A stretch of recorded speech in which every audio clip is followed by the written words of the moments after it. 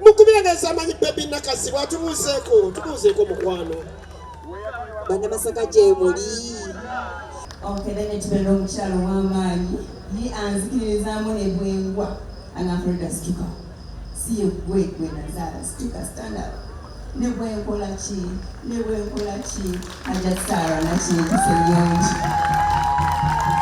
era obaleetedde bamulabeko omukyala eyanyonsa nambera era nagambye jangu maama tubeerewo ffenna nga tutandika olugendo luno. Omuntu alina omutima omulungi ogwagala ewaffe njagala nnyo ewaffe era bwe nalaba nti tewali waavuddeyo okulaba ng'afuna olunaku olugatta banna Masaka ne ŋŋamba olwanze nkikole and indeed nenkitandika bwe neebuuza kuba ne bagamba let's start, we shall come on board and support you, and yes, here we are. We can only imagine it getting better and better, so please don't give up on this. Let's do it. Kijja kugejja nga ze zimu ku nnaku abantu ze balinda mu mwaka. So as a sign of the Greater Masaka Fete moving on and on, katusale keke no JJ Sounds, thank you so much. Everybody who's played a part in this. To say menu, I don't know how much to thank you. Thank you so much once again. So katusale nga kana akabonero njagala buli omu alieko nga akabonero akalaga owa Sseruganda e Masaka. Yes, omulangira aina ekigambo kyagala okusuula banna Masaka era kakisuule then tusobola okusala keeke. Banyebo ne bassebo banna Masaka mwenna mbaniriza nnyo, nsanyuse nange okufuna akakisa okubeerako nammwe ku lunaku luno olw'okujaguza obunnabuddu.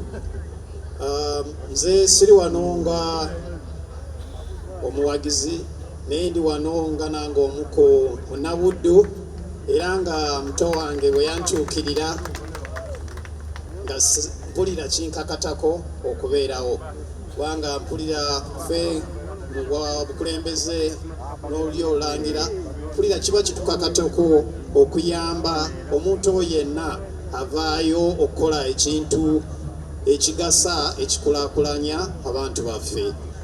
Njagala okusiima muto wange ono mukwano gwange Faridah olw'ekirowoozo ekirungi, okwolesebwa okwo okulungi okutandikawo ekintu bwe kiti.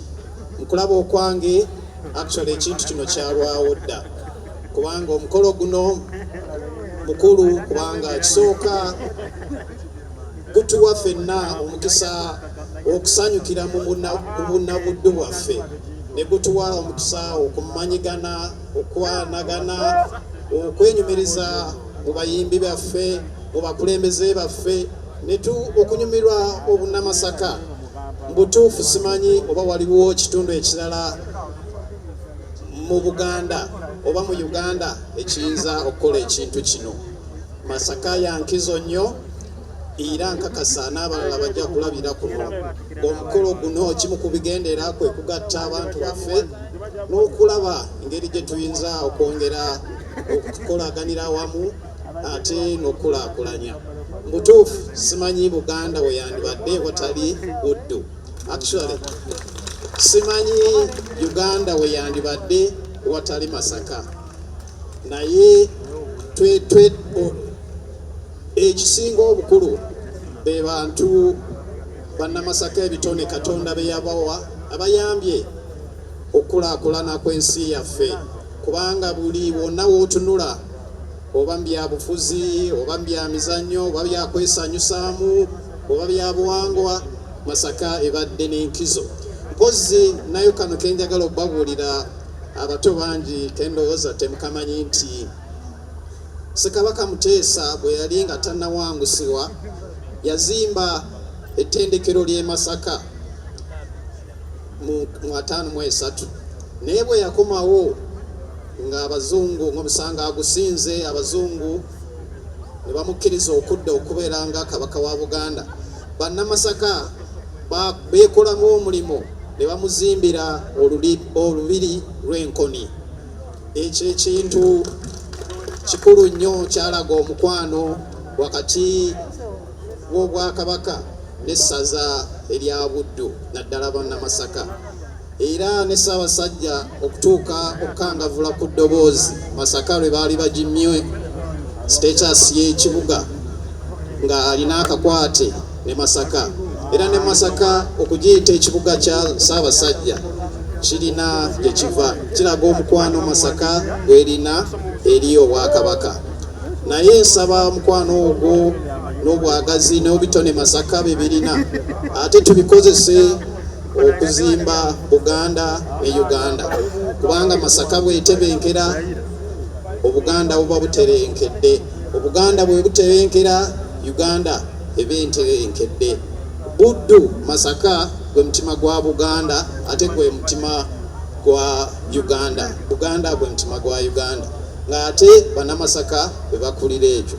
Naye nsaba nga bannamasaka bannabuddu okwongera okolagana okumanyigana, si bannabuddu bokka naye abantu b'omu Buganda ne Uganda.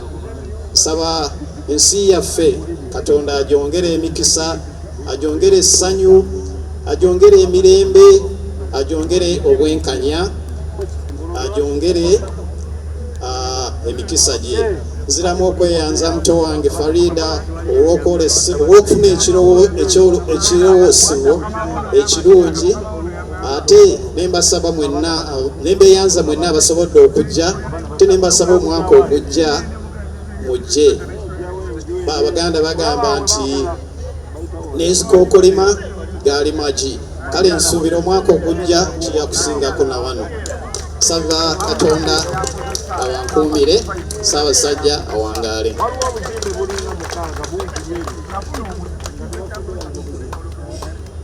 Banyabo ne basebo n'obugambo obwo ekivulu kino n'ekisingawo kino si kivulu buvulu, ensisinkano eno eyo buli mwaka ngitongozza. Weewaawo tweyanziza nnyo ssebo Omulangira, tusiimidde ddala era ne bw'obuzeeyo eri Ssaabasajja omugamba nti waliyo abazaana be n'abasajja be abali abamalirivu okulaba nti Buganda ddala edda ku ntikko. Yes, nyongerawo okwebaza ba sponsors ab'ekintu kino beeyama nno ku press conference yasookera ddala, beeyama nti buli mwaka bamalirivu okulaba nti batambula naffe. Yes, nebaza Twin Brook schools, bambi nabo batuwagira in a way, they bought a table. Thank you Twin Brook. Yes, thank you so much Aisha Medical Center, nabo bayangwa ate nga bambi.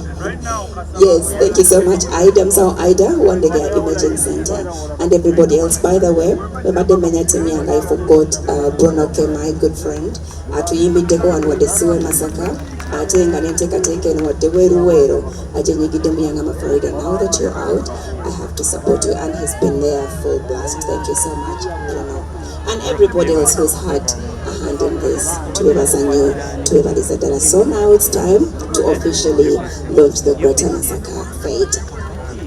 Wiki ejja, by the way, tuli Masaka, tekiinaamu stand okuva e Kampala n'ojja Masaka, so tujja kubeerayo mu recreation grounds wali kuliiku. Come join us, it's gonna be fun, amazing and everything. Bannamasaka mubabuulire nti kukyaliko ne ku Saturday ejja. Mukama abakuume, katutongoze Greater Masaka Fete. Gyagenda ofuna ekisooka, tagenda keera lunaku agambe nti bannange septic yajjudde nti nno ajja aleeta ekimotoka ate kimuggyako ssente ng'olwedde yagizimba. So by digester tegenda keera ku makya nti ejjudde. So nawe nkityo ogwo mugaso gwe gusinga, kubanga eri gundi yaffe twagikolanga naye ate era still ng'ejja n'ekulya lwa nsonga nti ebeera etuuka n'ejjula, so etuuka ng'esigala ekulya wadde nga ate wagiteekamu ssente yo nnyingi. Ekyokulala nti beauty ye egenda vaayo eya compound nti nno pavers zigenda kuva eri engulu yonna gye mulengera paka eno, amazzi era gagenda draininga gano ag'enkuba nga gagenda mu kaala akali ebbala awo, nti nno beauty y'olujja egenda vaayo bulungi nnyo. Newe manjagala simbawo muddo kisoboka.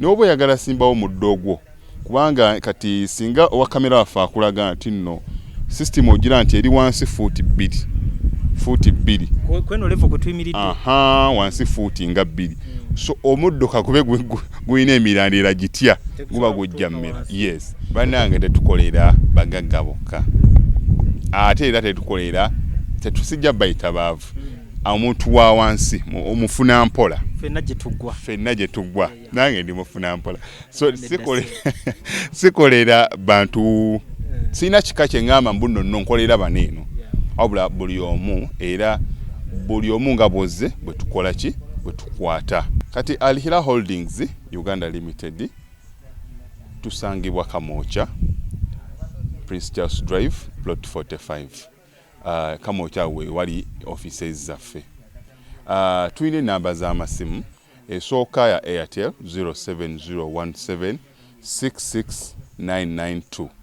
neya MTN 0789224230 abasinga batumanyira mu biodigester kuba bwe tuvudde nnyo mu kamera naye nga baklanti baffe abapya n'abakadde bagenze bakitegeera nti no ne general construction yenna mwetuli.